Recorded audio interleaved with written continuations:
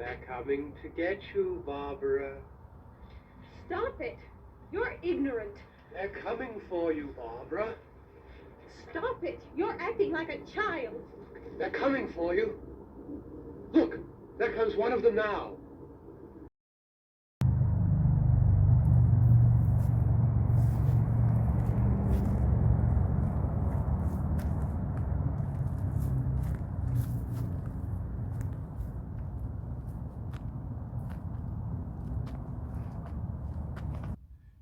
Hello everybody. It seems that zombies were quite the rage even back in 1968. What do you guys think? You think I make a good zombie? I think some people might say I'm a natural at it. I'm not sure how to take that. Anyway, this short video is about there, and there. And my goal is that you will never ever make a mistake using these three. Now you might say, why does this matter if I make a mistake? Let's give you two examples. Number one, you just had a job interview. You love the place. It's the job of your dreams. And you email or you text your employer, your potential employer, I would really love to work there. And you misspell it or use the wrong form. Or two, maybe you make a new friend and you text that person that you would meet them in the park. I will meet you over there, and you get it wrong. Well, you're making a really bad impression.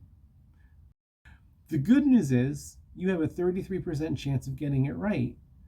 Another bit of good news is that this is all in written form. The only way you can make a mistake is when you text or when you email or when you write. People will not be able to read your mind and know which form you are using in your mind.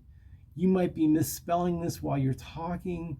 You might be talking and thinking about this and thinking about that form, but they are homophones. They sound the same, but they're used differently. So people, they won't be able to tell.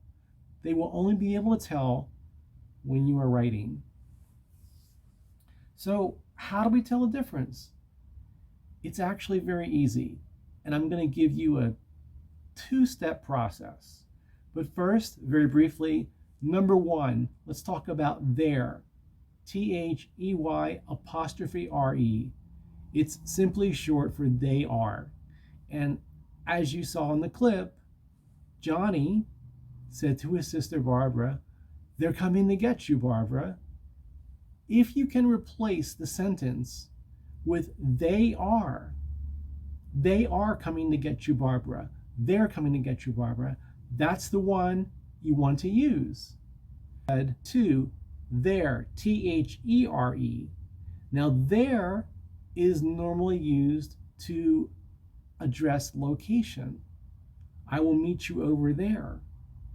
It's also used to introduce the rest of a sentence. Johnny said, there comes one of them now. Or there is a zombie in the cemetery. Number three, T-H-E-I-R, that indicates possession. No, not that kind of possession.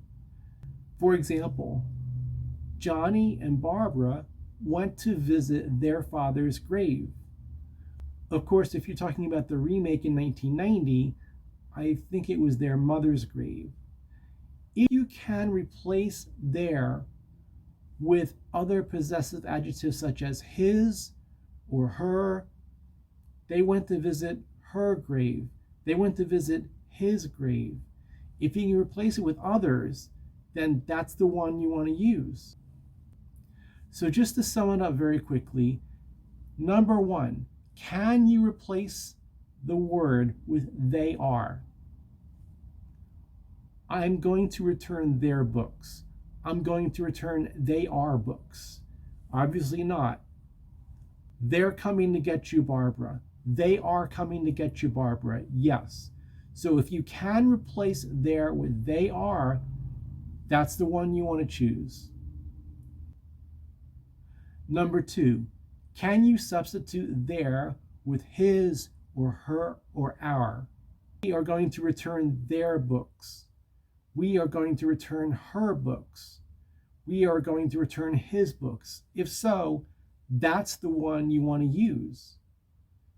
However, if it does not fall into either of these two categories, use there, T-H-E-R-E. Of course, there can be for location, it can introduce the rest of a sentence, and there are other complicated syntactic mysteries that we won't get into right now. So this is it. It's to prevent you from looking like a goose. You don't want to look like a goose when you're doing this, folks. So with that two-step process in mind, you probably have a 99% chance of getting it right when you're writing to somebody. Remember, people cannot read your mind. In regular conversation, they're not going to know which one you're thinking of. So this all has to do with writing, and I think you guys will get it right. Anyway, I hope you guys enjoyed this video, and I will see you next time. Take care.